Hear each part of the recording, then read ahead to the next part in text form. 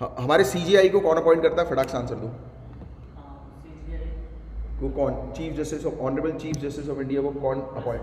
Honourable president. Yes, correct. कई बार हम इस टॉपिक को जो है वो कवर कर चुके हैं। अच्छा, आज के क्वेश्चंस भी थे आपके, आपने एमसीक्यूज वगैरह सॉल्व किए एप्लीकेशन के अंदर? आपने नहीं किए अभी, है ना? बाकी ऑनलाइन स्टूडेंट्स आपने सॉल्व किए? भैया देखो, रोज़ एमसीक्यू मैं मेहनत करके वहाँ पर अपलोड कर रहा हूँ, तो आपका एक छोटा सा काम है कि आपको एप्लीकेशन पर एमसीक्यू जो है वो सॉल्व करना है, राइट?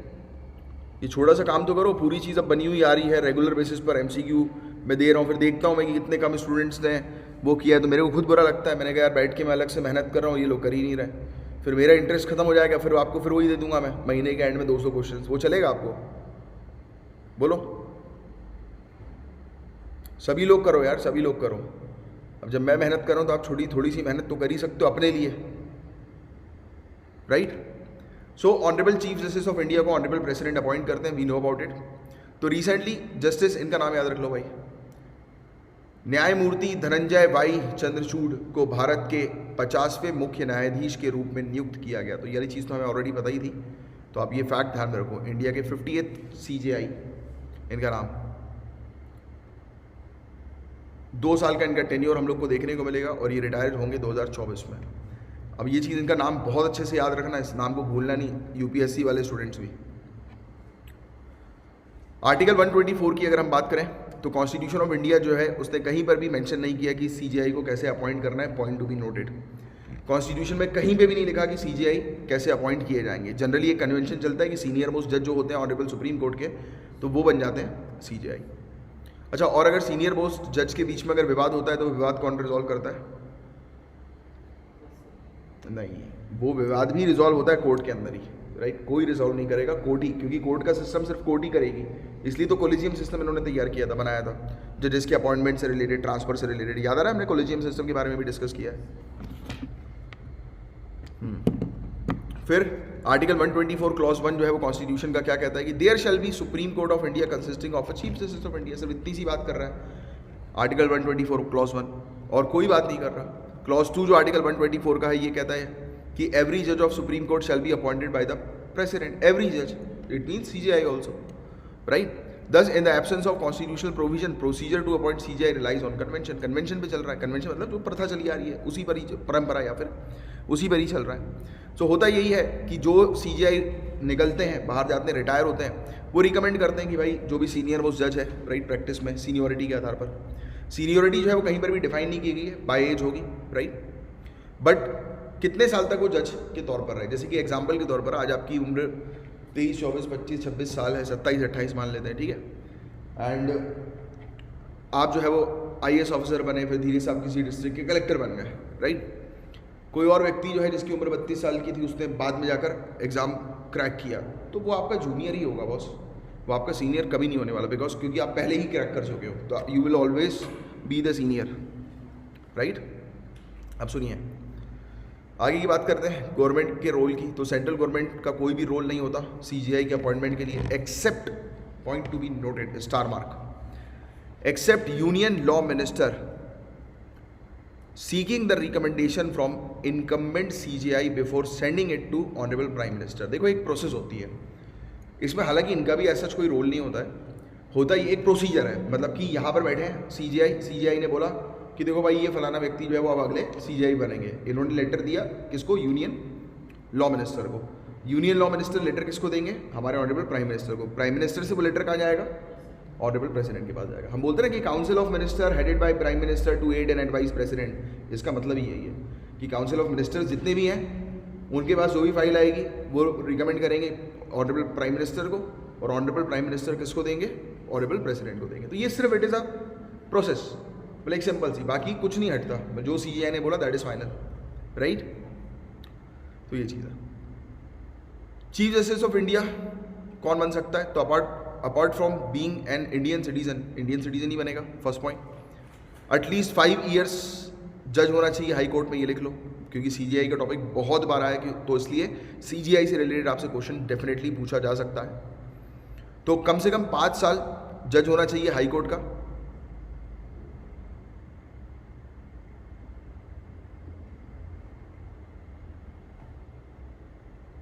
राइट, या फिर 2 या 2 से ज़्यादा कोर्ट्स में ये होना चाहिए एज अ जज के तौर पर, 5 ईयर्स जज, सिर्फ ये मान के चलो। एटलीस्ट 10 साल एडवोकेट होने चाहिए हाई कोर्ट के, या फिर 2 या उससे ज़्यादा कोर्ट्स इन सक्सेशन।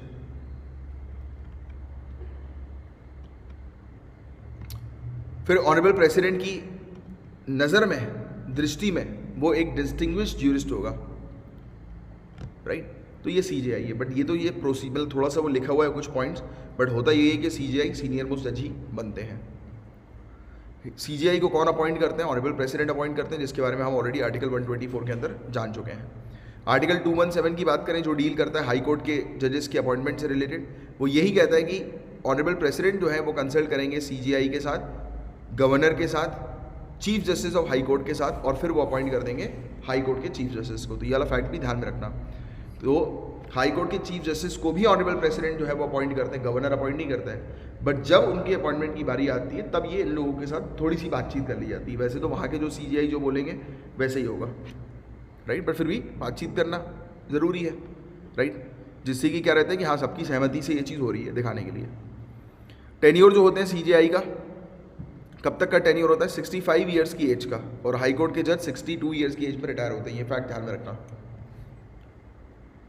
अब सीजीआई को कैसे रिमूव किया जाता है कि जज जो होते हैं सुप्रीम कोर्ट के, उनको ऑफिस से रिमूव करना मुश्किल है, बहुत मुश्किल है, और अगर उनको रिमूव करना होता है तो ऑनरेबल प्रेसिडेंट जो है वो एक ऑर्डर पास करते हैं, और वो ऑर्डर भी इस इम्पीचमेंट की प्रोसेस तरीके का होता है। वैसे जजेस के रिमूवल के लिए इम्पीचमेंट नहीं यूज़ किया जाता, ऑनरेबल प्रेसिडेंट के रिमूवल के लिए इम्पीचमेंट का उपयोग किया जाता है। ये बेसिकली पार्लियामेंट के अंदर पूरा केस चलता है। पार्लियामेंट के अंदर एक बिल आता है रिमूवल को लेकर, और फिर वो एक हाउस से दूसरे हाउस में जाता है, बट आज तक ऐसा कुछ नहीं हुआ है, कोई जज को इस तरीके से रिमूव नहीं किया गया है, राइट।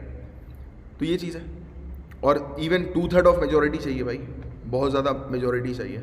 और इवन एक कमेटी भी बनती है, इसके अंदर शायद कमेटी के बारे में नहीं लिखा, जब मैं लक्ष्मीकांत में आपको पढ़ाऊंगा तो कमेटी भी बनती है जो चेक करती है कि हाँ मतलब वो जज को रिमूव करना चाहिए कि नहीं करना चाहिए। फिर उसकी रिपोर्ट पार्लियामेंट सुनती है उस कमेटी की, फिर उसके बाद फिर पार्लियामेंट अपना वोट देती है, फिर तब जाकर इनको रिमूव किया जाता है। तो दिस इज़ द प्रोसेस जिसके बारे में आपको थोड़ा सा आइडिया होना चाहिए। बाकी हमारे जो स्टूडेंट्स जो पुराने काफ़ी समय से जुड़े हुए हैं, जिन्होंने लक्ष्मीकांत का सेशन लिया है, तो आई थिंक कि आपको ये बातें पूरी याद आ गई होंगी, ये पूरे पॉइंट्स, ठीक है। 2 ग्राउंड्स पर ऑनरेबल प्रेसिडेंट रिमूव करते हैं, एक तो प्रूव्ड मिसबिहेवियर और दूसरा इनकैपेसिटी। मिसबिहेवियर का मतलब क्या ये होता है कि अरे वो उसने मिसबिहेव कर दिया किसी के साथ, बदतमीजी कर दी, क्या ये होगा इसका मिसबिहेवियर का मतलब? ऑफिशियल के साथ किसी के साथ उसने बदतमीजी कर दी, ऐसा नहीं। यहाँ पर मिसबिहेवियर का मतलब कि वो सही से काम नहीं कर रहा है। इट्स नॉट अबाउट कि किसी के साथ बदतमीजी करी। मिसबिहेवियर मतलब उसने अपने अब काम नहीं किया, जो उसको जॉब दिया गया है। अब आप सोचो कि आप डिस्ट्रिक्ट कलेक्टर हैं, आपके अंडर जैसे एसडीएम है, आपने उनको काम दिया और वो काम नहीं कर रहे हैं, बदतमीजी नहीं कर रहे हो आपके साथ, बट उन्होंने काम नहीं किया, that is also a misbehaviour, right. तो इस केस में मिसबिहेवियर वही वाला होता है, ठीक है। ऑफिशियल वर्क नहीं कर रहा, बिल्कुल। Office of profit you can call it कि हाँ ऑफिस ऑफ प्रॉफिट में तो वैसे ही हट जाएगा वो, अगर वो कहीं और जो है वो करेगा तो ऑब्वियस सी बात है कि वो वैसे ही हटेगा ऑफिस ऑफ, क्योंकि अलाउड नहीं होता ना, जैसे आप लोग को भी अलाउड नहीं है, आप अपनी गवर्नमेंट जॉब के साथ साथ प्राइवेट कोई जॉब नहीं कर सकते हो, राइट। और इनकैपेसिटी कि भाई उसके अंदर वो उतनी कैपेसिटी नहीं है, क्षमता नहीं है कि वो जज की कुर्सी पर बैठ कर या सीजीआई की कुर्सी पर बैठ कर जो है वो डिलीवर कर सके, राइट। सो सिस्टम जो फॉलो किया जाता है जजेस के अपॉइंटमेंट और रिकमेंडेशन से रिलेटेड, तो कोलेजियम सिस्टम, जिसके बारे में अपन ऑलरेडी पहले कई बार जो है वो कवर कर चुके हैं, राइट, जिसमें 5 सीनियर मोस्ट जजेस हम लोग को सुप्रीम कोर्ट और हाई कोर्ट के जो है वो देखने को मिलता है। टर्म कोलिजियम जो है वो क्या हमारे कॉन्स्टिट्यूशन के अंदर मेंशन्ड है? नहीं। कोलिजियम कहाँ से उभर कर आया? मैंने पढ़ाया हुआ ये वाला टॉपिक, अपन ने पढ़ा है क्लास में वाला टॉपिक कोलिजियम का। तो कोलिजियम सिस्टम कहाँ से उभर के आया, कौन बताएगा? कोलिजियम सिस्टम कहाँ से उभर के आया है, जल्दी बताओ।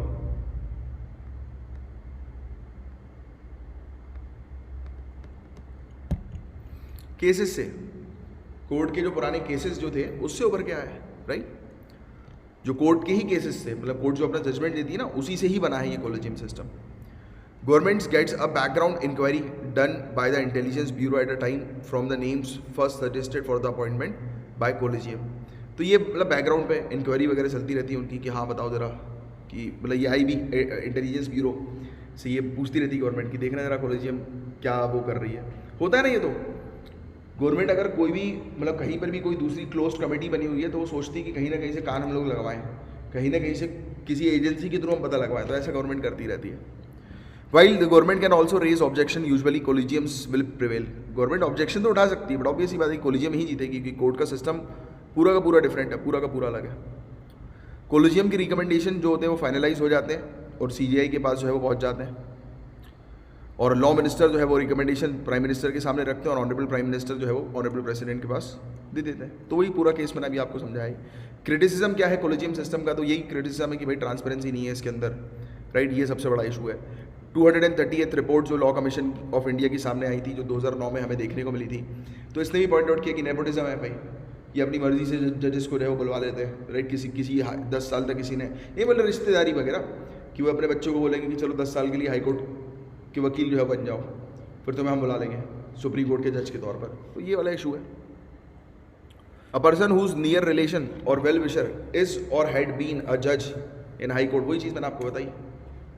तो कोलिजियम सिस्टम में अपने रिश्तेदारों को बुला लिया जाता है, ऐसा आरोप है। बट आप ये आरोप मेंस में नहीं लिखेंगे, याद रखिएगा, क्योंकि you have to respect the state, और स्टेट में सब चीज़ आती है, जितनी भी एजेंसीज हैं, गवर्नमेंट है, तो आप उनके बारे में बुराई नहीं करेंगे। बट हाँ, ये चीज़ ज़रूर लिख सकते हैं कि ये इसने पॉइंट आउट किया था, उसने पॉइंट आउट किया था, मैं ऐसा नहीं बोलना चाह रहा हूँ, इस तरीके से लिखो, फैक्ट्स, राइट। तो ये सब चीज़ें हैं। तो नेशनल जुडिशियल अपॉइंटमेंट कमीशन की अगर हम बात करें तो एक ऑल्टरनेटिव प्रपोज किया गया था नेशनल जुडिशियल अपॉइंटमेंट कमीशन के नाम से, और जो सजेस्ट करेगी एक बॉडी, राइट, अपॉइंटमेंट्स के लिए, और जिसके अंदर सीजीआई होंगे, 2 सीनियर मोस्ट जजेस होंगे, लॉ मिनिस्टर होंगे, यानी कि पॉलिटिशियन को भी इंक्लूड कर लिया गया, 2 एमिनेंट पर्सन होंगे जिनको सेलेक्ट करेगा एक पैनल, जिसमें प्राइम मिनिस्टर होंगे, सीजीआई होंगे, और leader of largest opposition party जो लोकसभा की हमें देखने को मिलती है वो होंगे। तो ये एक पैनल जो है वो तैयार करेंगे, और वो पैनल एक्सपर्ट का पैनल हम लोग को एक अलग से देखने को मिलेगा, एमिनेंट पर्सन्स। इसके अलावा bill is introduce for, while bill जो इंट्रोड्यूस किया जाता है, जो पार्लियामेंट के द्वारा पास किया जाता है, इट वॉज अल्टीमेट, मतलब यही वाला बिल जो जिसके बारे में हम बोल रहे थे कि इन्होंने एक अलग से एक बिल लेकर आए थे नेशनल जुडिशियल अपॉइंटमेंट कमीशन को बनाने के लिए, तो उसको हटा दिया गया। सुप्रीम कोर्ट ने उसको बोला कि यह अनकॉन्स्टिट्यूशनल है, राइट। फिर अयोध्या लैंड डिस्प्यूट वाला एक केस, हम लोग आप जानते ही हैं, अयोध्या का एक बहुत ही इंपॉर्टेंट रामलाला मंदिर वाला केस, राइट, मस्जिद वाला, तो यह भी एक इंपॉर्टेंट केस आपको पता होना चाहिए। 377 आईपीसी का जो हम लोग को देखने को मिलता है, किससे रिलेटेड है 377 आईपीसी, बताओ। नहीं 377 वो 370 है जिसकी आप बात कर रहे हो, ये 377 की बात हो रही है, किससे रिलेटेड है भाई, कौन बताएगा? इतनी बार ये बातें हुई हैं, क्या लिखा है, पढ़ो। डीक्रिमिनलाइज कर दिया गया, यस, अब गे लोग मैरिज कर सकते हैं, तो ये चीज़ है इसके अंदर। पहले वो क्रिमिनलाइज था। सेक्शन 497 किससे रिलेटेड है? 497 आपने ये धारा सुनी होगी कई बार, किससे रिलेटेड है? एडल्ट्री। क्या होता है एडल्ट्री, कौन समझाएगा? पढ़ा चुका हूँ मैं इस टॉपिक को, क्या होता है? हाँ नहीं वो तो है कुछ चीज़ें, बट एडल्ट्री है क्या, कौन बताएगा भाई? जल्दी बताओ ऑनलाइन वाले स्टूडेंट्स, पहले इतनी बार पढ़ा चुका हूँ मैं आपको, ये वर्ड आपको पता होना चाहिए, एडल्ट्री क्या है ये?